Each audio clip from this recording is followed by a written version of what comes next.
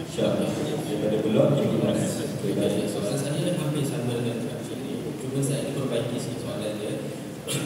Okey, masalah apa yang dihighlightkan adalah kesesakan dalam lintas. Dan berkenaan dengan masalah yang saya nak kita pula ni adalah berkenaan dengan ibu bapa yang mengambil anak-anak sekolah itu. Mereka menjadikan tempat parking kawasan blok 15, 19, 17 sebagai tempat menunggu anak-anak mereka. Dan kebetulan waktu mereka menunggu ini sekitar 5.30 hingga 6.30. Dan waktu puncak itu juga ketika para ibu bapa yang menetap di sini pulang dari tempat kerja. Dan apabila kami pulang, kita tak ada tempat parking. Kita terpaksa menunggu mereka di dalam tempat yang sangat jauh lah. Dan dengan anak kecil lagi, kita park kereta jauh naik rumah. Dan selepas semua dah bersurai, baru kita turun balik, parking balik kereta kita.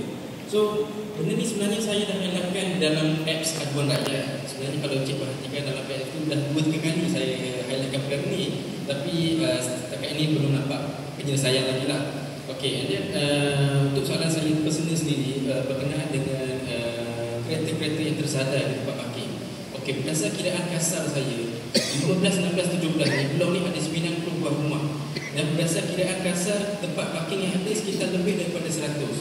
And then perkara ini juga saya telah adukan dalam aduan rakyat berkenaan dengan kereta-kereta yang tersadar yang menggunakan tempat parking yang sedia ada.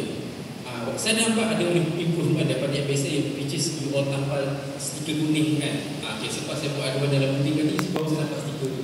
And then stiker tu diberi notice sehingga tak silap saya dalam 25 Disember barulah kereta tu akan diangkat.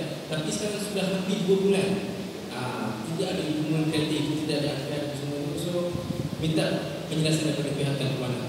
Okay, terima kasih. Baik, terima kasih Pak. So ini yang biasa.